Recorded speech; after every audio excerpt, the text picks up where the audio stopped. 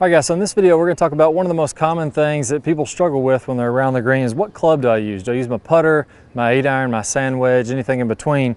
And I want to give you a general rule of thumb here. So I want to get this ball rolling smoothly on the green as quickly as possible. So here's my flag that I'm going to be hitting to, and I find myself just a few feet off the green. Now I could use just about any club I wanted to from here. What would be the easiest way for me to get the ball rolling smoothly on the green as quickly as possible?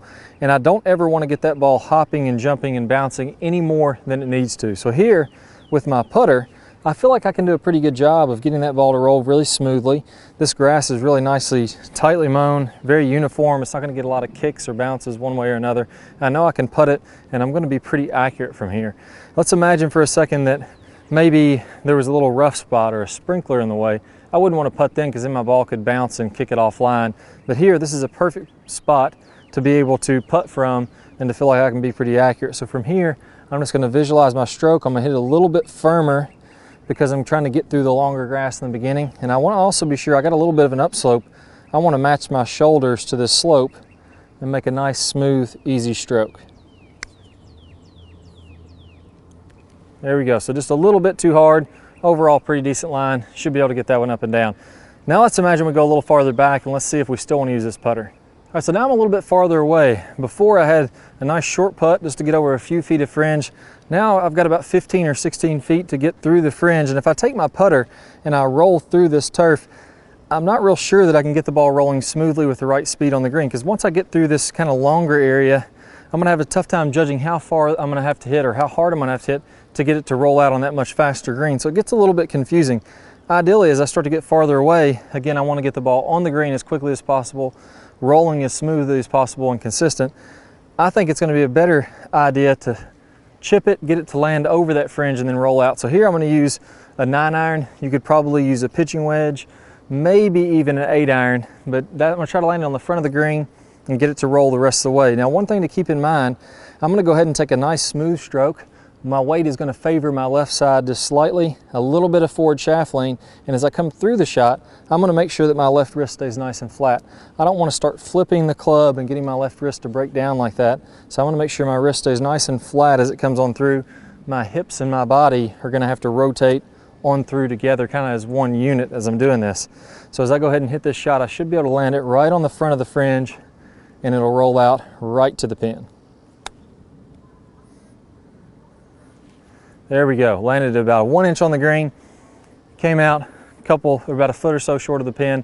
That's a good shot. I know I picked the right club. I could have used a pitching wedge and carried it a little bit farther, but I got it rolling consistent right on the front of the green. Now let's go ahead and talk about when we would have to use a sand wedge or a lob wedge. Okay, so now we're even farther away. If we hit a putter from here, man, we just got too much long grass to go through. If I have to hit it that hard to get through the tough grass, the longer grass, it may just take off and roll 10 feet by. If I hit a 9-iron or an 8-iron, a pitching wedge from here, I'm gonna have to land it short of the green. If I land a 9-iron on the green, it's gonna roll too far by. So now I've gone with my sand wedge. I think this is probably about the least lofted club that I could get on the front of the green, get that to roll really nicely.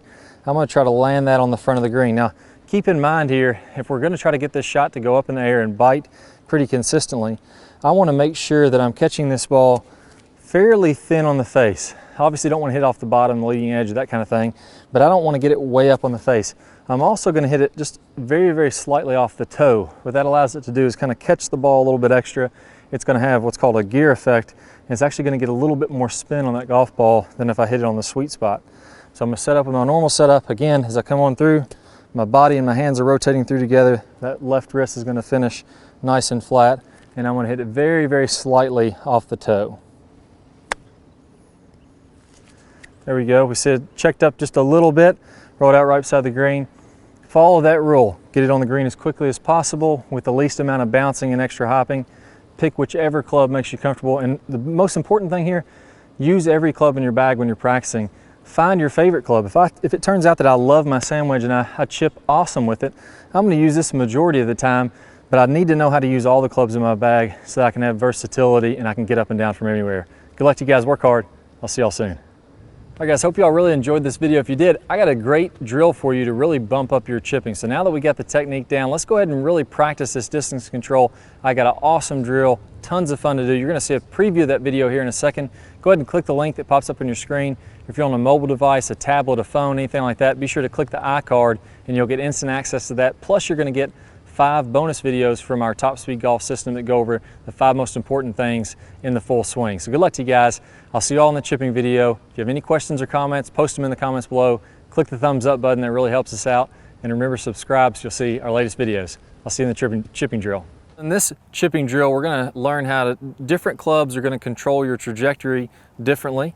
And I want you to set up on the front of the green about a 4-foot gap between 2 strings. So we're gonna have one string about a foot or 2 on the green. It's gonna carry farther in the air. So I've added another 4 feet of carry distance, but the amount that the ball rolls out is exactly the same. And because it has more loft, it's not gonna roll out quite as much. There we go. We see that ended up about where I want it to be. If I want it to count for a point,